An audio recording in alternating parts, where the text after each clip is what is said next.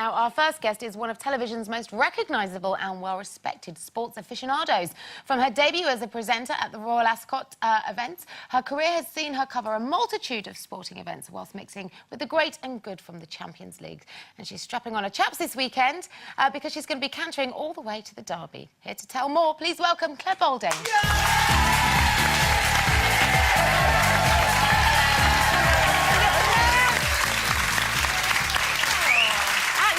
We have you on the panel. Had you ever asked me before? I didn't know I'd been asked before. And we checked your Twitter and you said you were nervous about coming on. I was terrified. I was nervous. Why? Oh, I just got in a panic about it. My hands are really sweaty, actually. So that's why don't worry, we had Status Quo on yesterday. They were terrified. They were absolutely nervous. I'm relaxed now, though, because everyone's lovely. Yeah.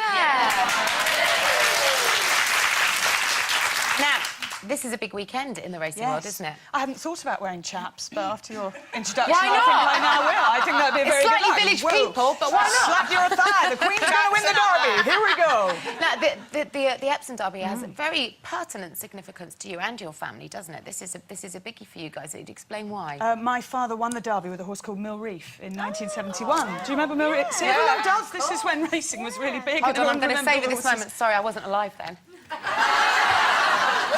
No, I was 2 years to come. You missed out on a good year. I did. So, I mean, this must have huge significance for your clan because your family is still involved in training, aren't they? Absolutely. I mean, that was 40 years ago, and I was born in 1971 and saw there was a film made about him, and Albert Finney did the voiceover. I mean, he was a really, really big star, Mill Reef, which for, you know, somebody who never could give an interview is quite cool, I think.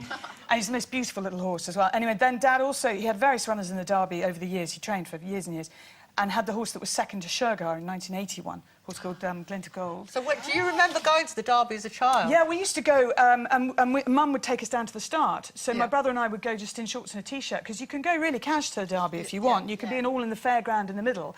And then when I first went dressed up, I should think that was about 1990, 1991, something like that. And then I was working on it for radio from 94 and then for telly from about 2000.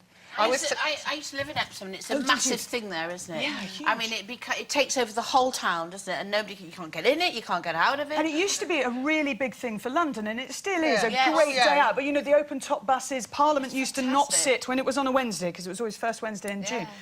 Parliament wouldn't sit for that Wednesday because everybody would go to the Derby, and it still is a great event. And I think the interest this year, because the Queen owns the favourite, is suddenly we're getting back to something that everyone's done. Well, that's why that's why you asked me on. It's so exciting. It is exciting, and the Queen is due a win because the royal family have been, how many decades has it been since they had the last reigning monarch to win the Derby was Edward VII in 1909. No. But this morning I heard on the radio that the Queen's horse has got an ankle injury. Janet, well done. I'm impressed. Yes, fetlock of his near foreleg, which you know exactly where that is, don't you? Yes, I do. Front left leg. I go racing, Claire, but I always lose 85 quid. And this horse was a 85, exactly. Always the same amount. Always 85, Does that mean he's out? No, he's been declared this morning, so there's 13 confirmed for the race. He had a canter this morning on the gallops at Newmarket. Everything seems to be OK. They'll check him over this evening in the stables. And basically, when Michael Stout, who's his trainer, when he runs his hand down his leg, what they're looking for is for it to feel ice cold. If there's any heat in there, then we've got problems. So it's a real last-minute... My husband does that with me. Does he? Yeah. Does he? Run his hands down your legs? Yeah, if Does there's he any feel heat, it's a problem. Yeah. Claire, on your head. Claire, one of my first television jobs was doing the Derby, covering the Derby from ITV, but I was such a rookie reporter. They sent me on an open-top bus right down the track. I wasn't in the posh bit where you're going to be at the weekend, and all day I was going to go to the loo, and all I remember is you can't go in the loo because someone will push it over. Never mind. She'll take her pills in a minute. We'll take her away. I got given one of those shiwi things for the moonwalk. You know, I did the moonwalk with Andrea. Andrea and I spent 7 hours singing together, and I didn't use it because I made no. I mean, walking is a huge fixture in your life. Yes. You've presented... Yeah, me and Janet, proper walkers. Yeah, we never walked together. But... No, you haven't had me on your radio programme yet. Can I bring it up with you later? You've just brought it up, I think. Isn't that the end of the conversation? No. When did you start walking? I started... 12 years ago, we started that programme, and we do... It's called Ramblings on Radio 4, and we do 3 series a year. It's a fabulous programme. And there's one on... Actually, this afternoon.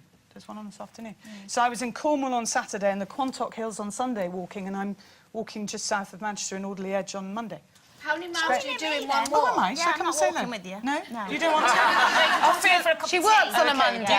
You can feel my legs Feel afterwards. your legs if Check you're them hot. out. Yeah. How many miles would you cover in a walk? When we're doing ramblings, we tend to walk sort of 7 or 8 miles. So, See, can you do that? yeah, of course she Of can. course I can. I've climbed Kilimanjaro. She can do anything. The moonwalk, though, was 26 miles. Which That is is a long walk. So let me ask, after the Derby, Yes. what's the next big sporting event you're going to be covering?